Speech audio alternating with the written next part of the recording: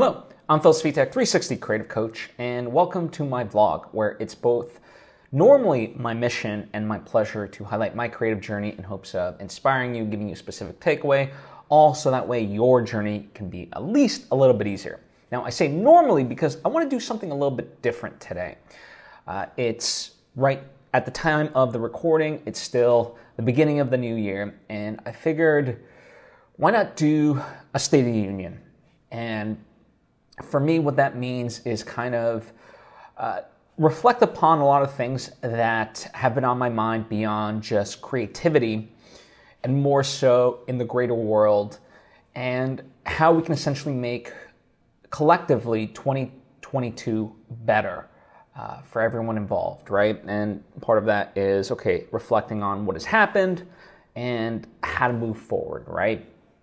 And in many ways, I've been sort of avoiding this episode because it's like, well, who am I to add anything, and what can I possibly add to this discussion that's already been said or hasn't been said, rather. But I think I've found things that are a little bit different or connect different pieces in a new way. And if nothing else, I am a firm believer in that the messenger is equally as important as the message. So I'm not delusional in thinking that everyone's going to hear this and all of a sudden, think the way I do, or that I even want them to think the way I do. But at least, there's a few that I feel like through this I can open up some minds and get people to think about things in a more critical way and take a pause, and I think that's part of what's needed. So this has nothing to do with creativity whatsoever. It's more about, as the title implies, the State of the Union, the state of America as seen through my eyes. And I will, at the end, offer up some quick updates about things in my life, but that's not what the focus of this episode is. And part of this is why I wanted to do this was because I have a lot of friends that don't think the way that I think, right? And that's okay. But we, in many ways, have kind of made it not okay. In the past 2, maybe 3 years, maybe more, I've seen various people across social media platforms of like, if you support this or if you think this, then I'm blocking you, I'm unfollowing you. And I don't think that's a good thing. I really don't. And let me, because the thing of it is, we don't agree with people 100%. We never will. We just won't. In fact, I don't agree with myself 100% of the time. So how can we expect that of other people, right? That they have to reflect exactly what we believe in. So we just have to understand that. More on that in a moment. But the kind of jumping off point for me is that it's a quote from Erwin McManus, who's a pastor, and he says that we have become infinitely creative at finding ways to divide ourselves. Us versus them. And you could think of Democrats versus Republicans, vaxxed versus unvaxxed, freedom, anything, right? What it means to be a patriot, and so forth. How to tackle this pandemic. Just, again, any number, an infinite amount of ways to divide ourselves. A more recent kind of example within my life was the term doing your own research, right? To one group, it represents free will, informed thinking, and independence, while to another major group, it implies stupidity, arrogance, and selfishness. And yes, from the outside, I can come off as the latter. Certainly I've taken the vaccine, I've gotten the booster, and I've advocated for its use. But that doesn't mean I don't listen to the skepticism. See, going back to the idea that we don't agree with people 100%, I actually take it a step further, and I try to follow people, whether I know them or different people, who I disagree with. And that is precisely the reason I follow them, right? So, for example, I do follow like PragerU. I listen to Tucker Carlson from time to time and Ben Shapiro on subjects. And to the same token, Joe Rogan had on this Dr. Robert Malone, and many people who don't believe in the vaccine point to this interview as a case study or evidence of, this is what they've been talking about, right? And it makes sense. For the majority of people vaccinated, the line of thinking is follow the science. And it's like, well, now here's science trying to disprove that, as opposed to, like a Brett Favre or something like that. And rather than be dismissive, I took the time to listen to those arguments. I did the same with the pandemic, actually, when that video was circulating, if you remember that, from way back in the beginning of the pandemic. And I have to say, like with the pandemic, I disagree with Dr. Malone. To me, he uses buzzwords, general terms, and cherry picks examples. And in so doing, manipulates correlations as causations. And listen, I can't disprove everything in that sense, but one major thing that stands out to me is, he compares this to Germany at the time of Hitler. Well, first off, this is a global problem, not just a national problem, right? And second, his points are very general, right? He uses pronouns of they and them and so forth, and it's like, depending, the nice part about that is you can, whatever sort of mindset you're of, you just interpolate and plug and play, who you want them to mean. And then, of course, it's going to make sense to you, and you're going to oh, wow. And that's the thing with conspiracy theories, or just things in general, is that there's an appeal to it, right? There's a group that feels marginalized in many ways, or, it's the sexy thing of thinking that there's some secret that you're in on that other people don't, and you have to warn everybody. So that becomes very alluring. And the other aspect is that why it also works is because, to me, the theory of the horseshoe really does prove itself and is evident. Now, if you're unfamiliar with the horseshoe theory, what it is that we think of, let's say, Democrats and Republicans as just like a line, right? Like a spectrum.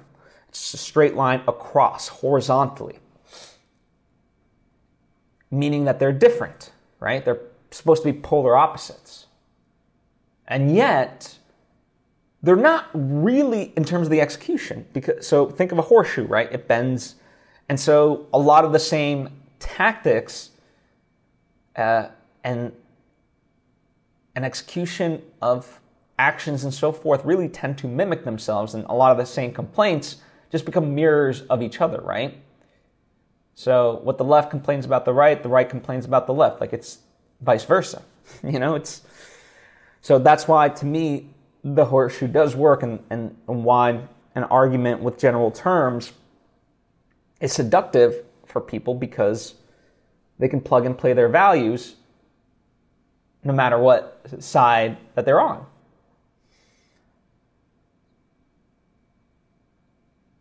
And obviously that worries me, but I'll speak to that in a moment. But going back to Robert Malone, it's not that I also disagree with him 100%. That's the thing of it. I disagree with him on a lot of things, but that doesn't mean I disagree with him on everything, right? And that's something that I think we all need to get a good grasp of. It's not binary of on or off. Do I agree with this person? Yes or no? No. Do I agree with this person on this topic? This specific. And we need to become better at that. Because I'll be honest. From my perspective, I'm living through a second failed presidency as far as the pandemic is concerned. And I know some people are like, how could you say that, this and that? And it's like, okay, well, why were we caught flat-footed with this damn testing again and with Omicron and things like that? Well, we didn't know about Omicron and, came on so it's like, no. We knew, as the leader, we have to know better. In fact, it's what we wanted. The evolution of a virus is to be more contagious and less severe, right? So it's like, okay, in fact, that's what we wanted it to be. The ideal would be less contagious, less mild, right? But all the same, if you're going to pick one, it's like, okay, well, this is going to be, it's not, optimal inclination of the evolution of the virus.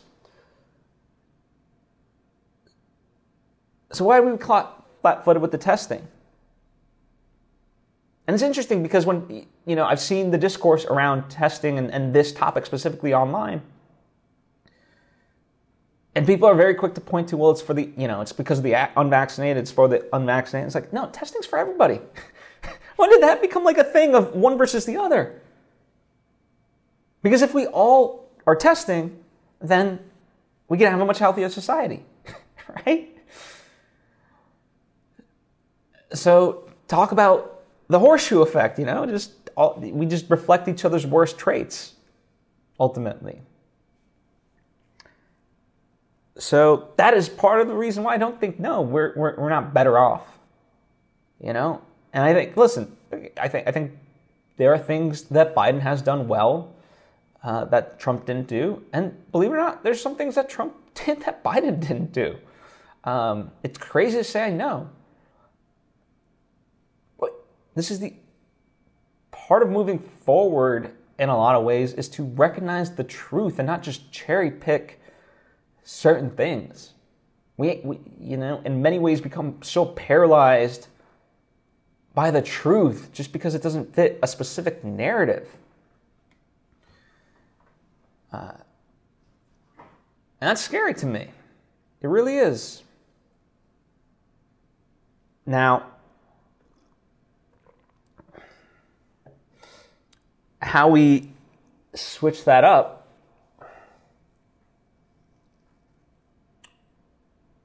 is, well, let me take a step back. Apologies.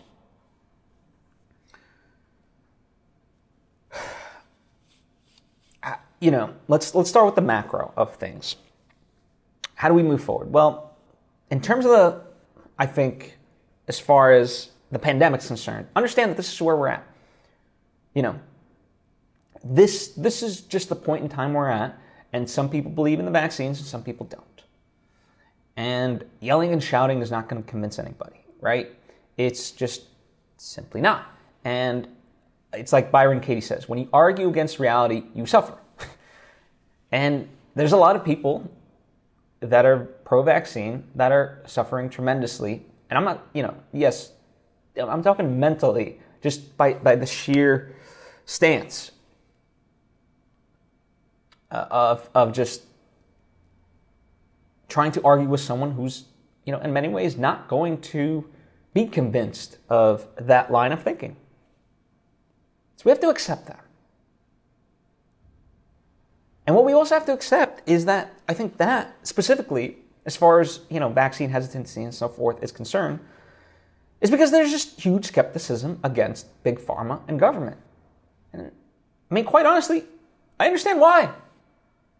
The messaging from the CDC has been so damn confusing. Who's supposed to keep it straight? How are we supposed to believe things? And especially more recently, when the quarantine time got less than 5 days, when it coincided with the CEO of Delta requesting that to happen. So it's like, who's really pulling the levers here? I understand the skepticism. The other aspect of it is inadequate healthcare. Most people don't see a doctor yearly. And even those that do, how long are they really talking with their doctor? Not much, right? Maybe an hour at most, to be honest. That's not enough. So we have shit healthcare. And yes, a big argument, and we are all responsible for our health. I don't disagree. And this is really the underpinning of my argument for all of this. It's not a case of this or that. It's a case of this and that, right? We have to get rid of or. Stop with the binary thinking. It's and. So we need better healthcare, and we need to take care of ourselves. The pandemic could have been the catalyst to get citizens healthy. But our culture is more interested in just a quick fix, aka the drug, which baffles me, right? Why were we so susceptible to begin with, right? We talk about comorbidities and so forth. Like, we eat so much damn processed food, and as a culture, we're not really healthy. We're sitting down most of the time,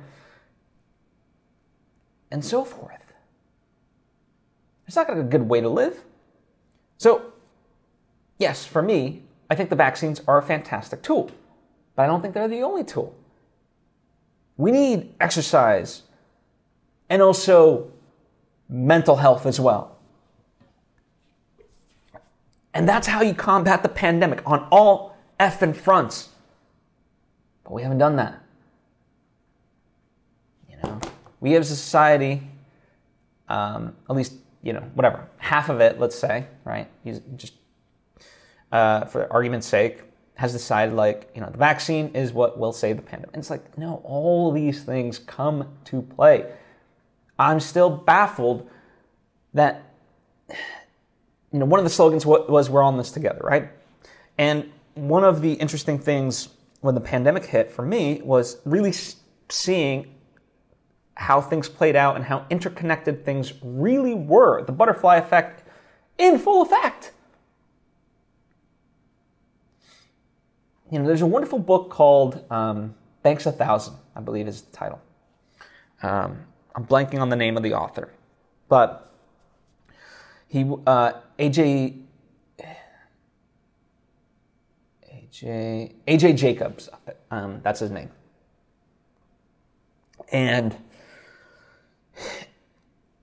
they would say a prayer at dinner, his family, so his wife, his kids, and they would say, Lord, thank you for the food we were about to eat, and thank you, may you bless all the people that helped provide this. And one of the kids, interestingly enough, said, hey, you keep saying, bless those people. What, have you ever, thanked them? And this created, this and to many, insane experiment where he literally wrote thank you cards to everyone that was responsible for his morning coffee. And you might think, okay, well, how many that could be? Quite literally, it's going to be thousands.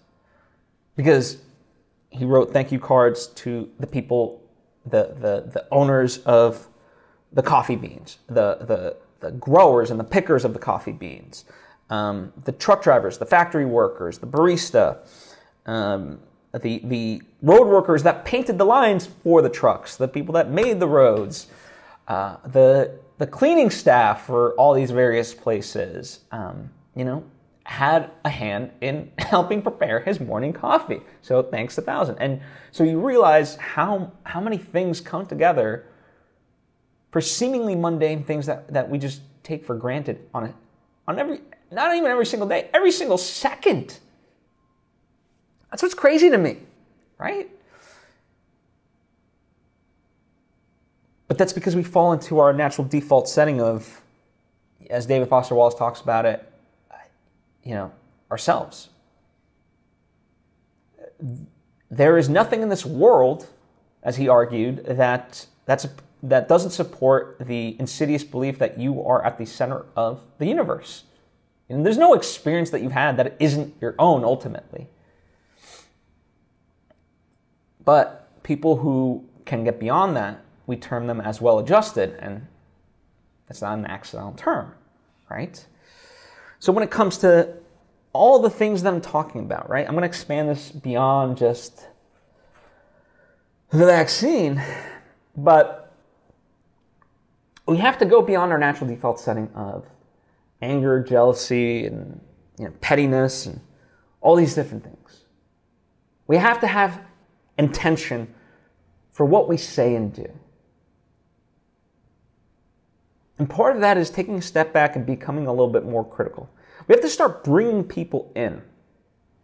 I think we have to stop assuming that we are the only correct ones, that our opinion, that we have done all the research there is, and that there's not a perspective beyond our own. That's not true. As I said, you will never agree with someone 100%. Instead, find the commonality. And this is a hard thing. Don't try to convince anyone of anything. Listen, and that's it. That's it. Sounds so boring and mundane and simple. And yet it's not, because of how many people don't actually know how to listen. And I'm exempt from this. I'm exempt from none of this. I have been part of the problem equally as anyone else.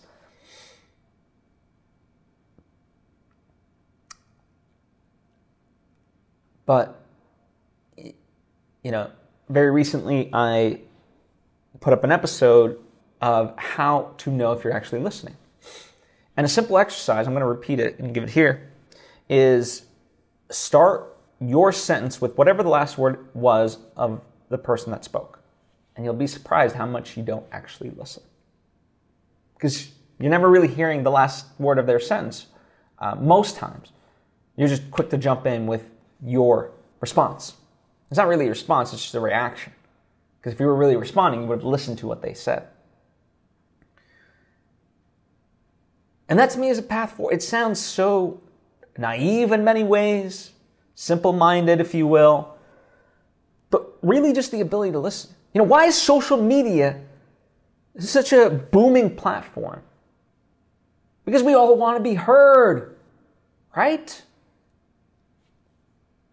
But the problem is no one's listening.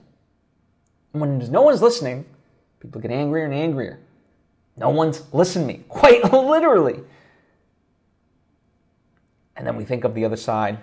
However, the other side, at that moment in time is defined by you to be stupid. They don't get it. Maybe they do. They just see something differently than you or I. But we have to listen. That's the other thing. When I talked about the vaccines, we liken that to the quick fix of the pandemic. And it's not.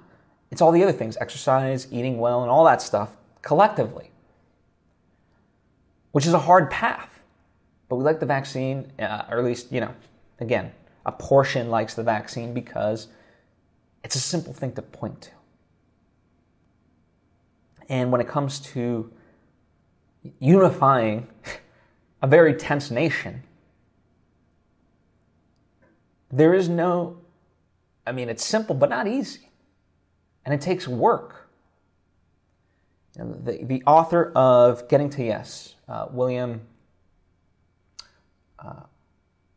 Uri, I believe. Apologies, I forget the last name. But, he's made it his life's work to essentially be a peace negotiator in very hostile situations. And he's very convinced that as a nation, we can do it. So I'm very encouraged by that we've not gone beyond a tipping point. But it starts with us. We have to recognize, in order to change the world, we have to change ourselves. And taking that and diffusing and being compassionate to somebody and having true empathy and seeing where they're coming from instead of belittling them based on what they believe. That's how we get there. And it is worth fighting for. You know?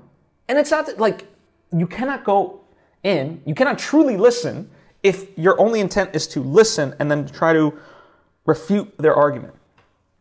Because you have to be willing to accept that you won't be able to convince, let's say 99.9% of people. And even that 0.1%, you could, in some ways it's like, okay, well, someone could say that's worth fighting for. And to a degree it is. That can't be the goal. The goal is just to listen. Because an interesting part is, like with matter, conflict doesn't really go away.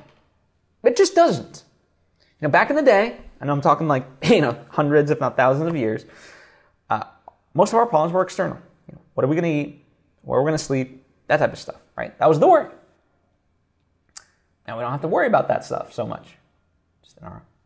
So then our conflict becomes more existential. What's the meaning of life? Blah, blah, blah. What's a better way to live? Yada, yada, yada. And I'm not belittling one or the other. It's just a fact of life. You cannot destroy conflict, but you can transform it. So when it comes to, right now there's a lot of tension and, there's this, both sides talk of bloodshed and like a second civil war on the onset and so forth. Scary stuff. So you're not necessarily going to get rid of that conflict, but how do you make the conflict healthy? So instead of guns, how do you actually talk and communicate, right? Change that conflict into a debate. That's the thing of it. And it starts with we have to humanize everybody instead of dehumanizing them.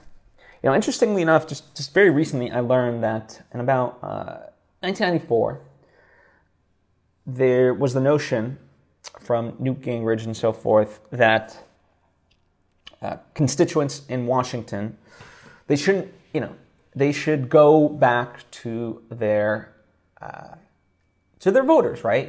They should be near the people, of whatever district they represent and so forth. And on paper, that sounds good.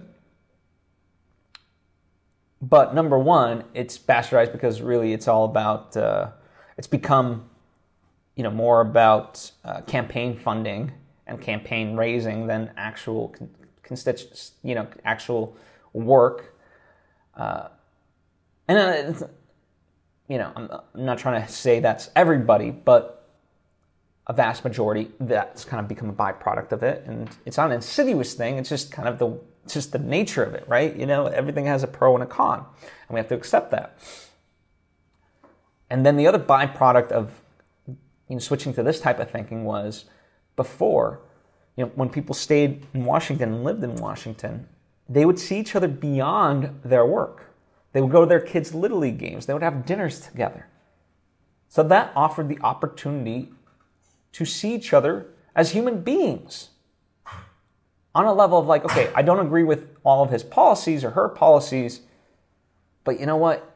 He's a good parent and he does care, and so there's something there, right? Finding the commonality. But we got rid of that. So, that's a thing that I think we need to change.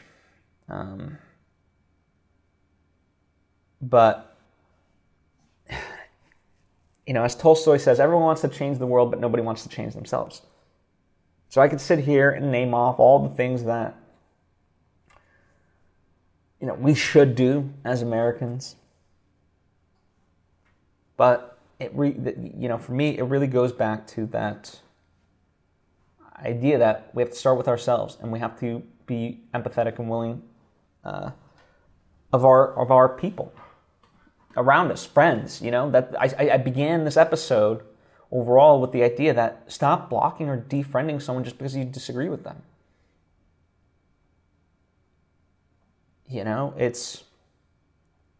It's one of the hardest things to do, to accept them. It's interesting to note the Harry Potter fans, right?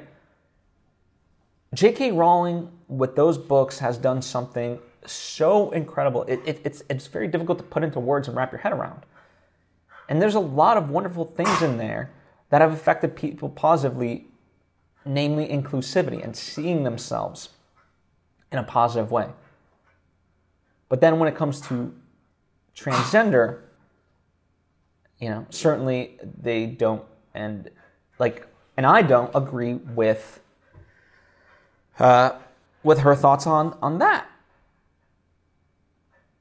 But again, it can't be. It doesn't mean that I have to discredit what she brought in with Harry Potter and the goodness that provided. It's a very difficult thing to see people in their full complexity, because people are really effing complex. They really are. So I can agree with J.K. Rowling on Harry Potter and a lot of other things. I think she's a phenomenal author. And I can disagree with her about trans rights.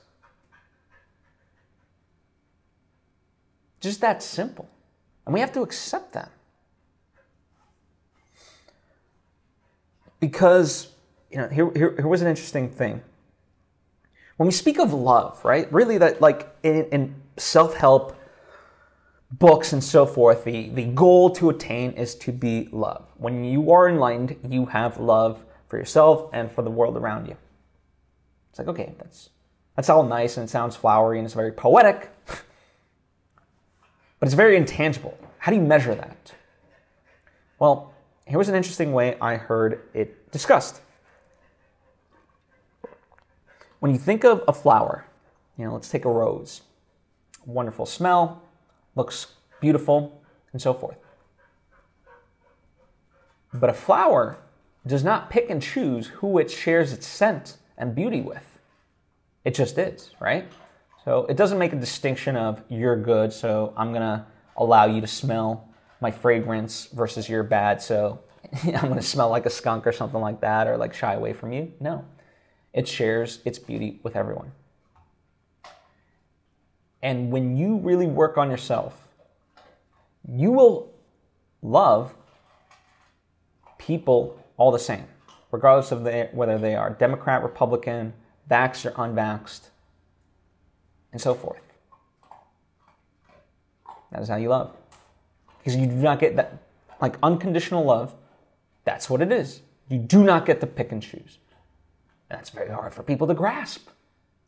And when you love, and as humans, it can be very interesting. You have to get to that point of where you actually love the person, but also know that you can disagree with them on X, Y, and Z. Humanize them.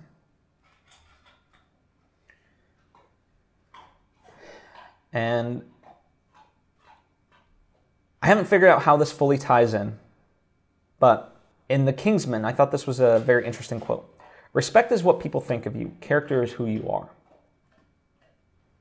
So, if anything, I guess through social media, it's very easy to form, a persona of how we want to be seen. But character is who you are. And that's for you. And how you engage with people. I don't engage with a lot of people that may think differently through social media. Because for me, I know it's not the right platform. It needs to be more private and intimate, knowing that there's no judgment. It's just a conversation. So, those are the things that have been going through my mind, and I remain optimistic. And I have high standards for the world and for myself, and I don't intend to let them slip. It's like dating. They tell you never have high standards, that it is out there. And I believe, for the most part, we all want the same thing. We're all fighting for the same enlightenment, as my friend Cody Schramm would say in one of his. He has a song called "Mankind," and that's a lyric from it.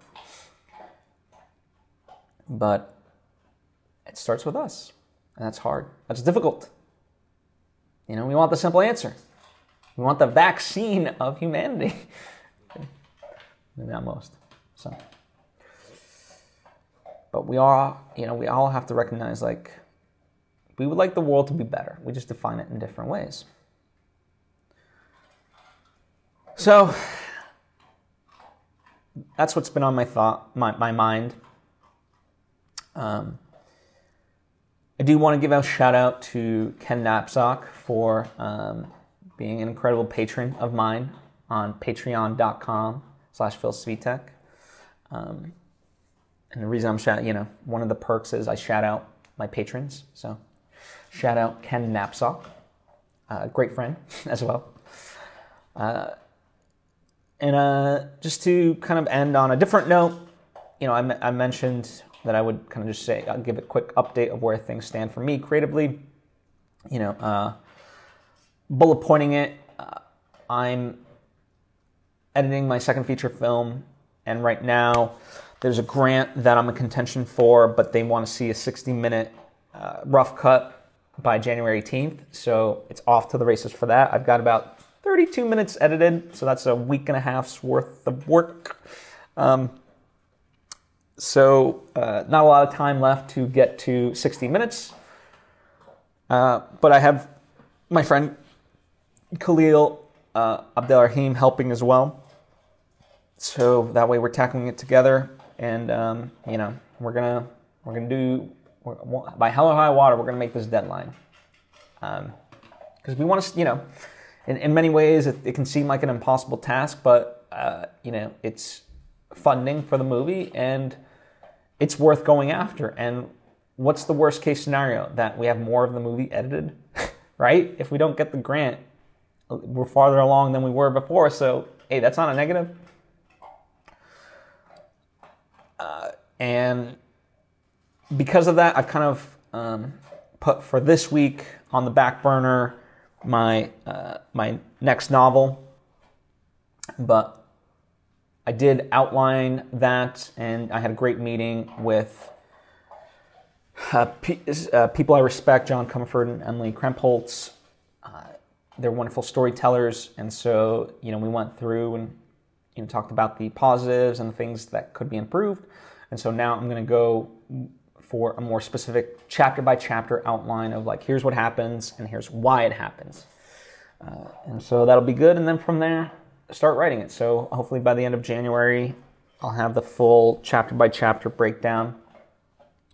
And then in February, can start writing. But that's kind of the long and short of it. And as far as the movie, our goal is to have a submission festival ready copy by March 18th, because that's the deadline for a festival that I want to get into. And I told the team, like, hey, let's just try. If everyone tries and we don't make it, we're not going to put a bad representation of us out there. But as long as we try, then that's all I care about. It's this one requires a lot more than my first feature film. Number one, it's longer. Two, it's more complicated. It's got way more characters and intricate sound design and color, and I want to with the score. There's a lot of things I want to do, and so it's going to take a little bit more time. There's also visual effects that my first movie didn't have, but we're going to try. We're going to see, and either way, at least we'll be further along than we were. It's about progress, not perfection, and so forth, and all that stuff. So little by little, if you can make progress every day, that's a good thing. And that goes for everything I said in the State of the Union. I don't expect you to suddenly have it down pat of listening. Again, I don't either. We're all human. But progress, little by little, awareness goes a long way. Likewise, if you're trying to get better with your finances this year, then I would encourage you to check out financiallyfitfoundation.org. We have a lot of workshops coming up, and I say we because I am a board member on the Financially Fit Foundation. It's a wonderful nonprofit organization. The workshops are free, so it's not like, hey, sign up for $1,000. No, they're free, which is incredible. We strongly believe in this. It's a nonprofit organization, and we want to help people. It's a program if you want to call it that. That has helped me years ago, and that is why I'm able to do many of the things that I'm able to do, the things that I want to do. Likewise, I give a shout out to Ken Knapsack through my Patreon page. If you want to support me and also have more direct interactions, then Patreon is the way to go. Likewise, you can support me through my art. I have movies out there, books, merchandise, all that stuff. It's linked to below.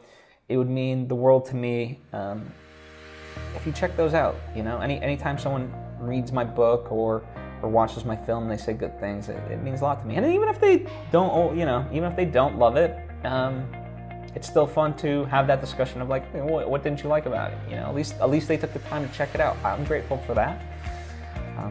So anyway, thank you. A big portion of this episode was all about listening. So comment down below. Let me know your thoughts, questions you may have, anything of that nature.